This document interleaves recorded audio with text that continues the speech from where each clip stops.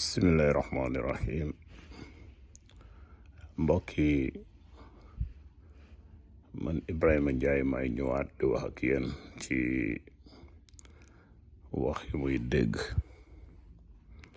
muy daw ci réseaux sociaux yi ak lu muy dégg gars yi di wax souvent ci internet bi ni président Diomaye moo woo Ousmane Sonko saa fitna wax bi xam naa metti na ñu bari lool metti na askan bi mais nag warul metti kenn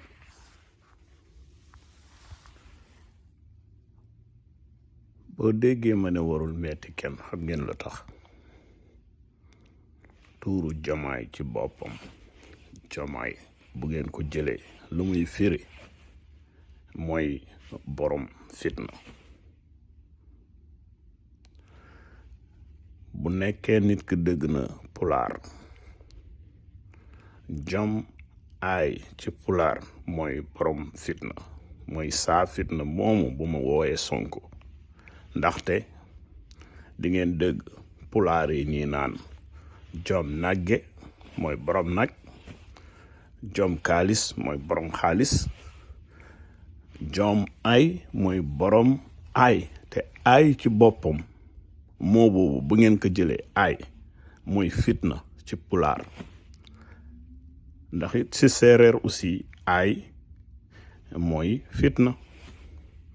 jom ay bu ngeen jëlee ñaari syllabe yooyu linguistique yi ñu dégg ñu xam linguistique ci boppam dinañ xam lu may wax boo jëlee tuuru Diomaye nga xaaj ko ci ñaari syllabe muy jom ak ay jom mooy borom ay mooy fitna donc tuur googu ci boppam Diomaye mooy borom fitna donc kenn waru ci mer xam ngeen waa ji lu mu def nii bu mu ooyee Sonko saa fitna anglais yi moom la ñuy naan reverse psychology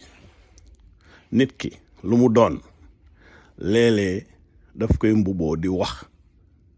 jëmale ko ci ñeneen pour nit ñi ne kooku noonu la mel fekk moo mel noonu pour expliquer leen lu baax lu Diomaye def dinaa leen jox benn histoire bu ndaw temps yu ma nekkoon étudiant Dakar amoon na compagnie bu tudd Sotrac daawoon na yenn nit ñi ay Pikine ci yeneen bidonville yi pour yóbbu leen ñi jàngee université Cheikh Anta Diop bus yooyu dafa doon fees ba nga xam ni ñëpp ci doon dugg jaaykat bi jàngkat bi sàcckat yi ñooñu nag ñoo doon yuuxu ci boos yi ci bus yi di naan téye leen seen poos yi ndax sàcc yaa ngi suñuy biir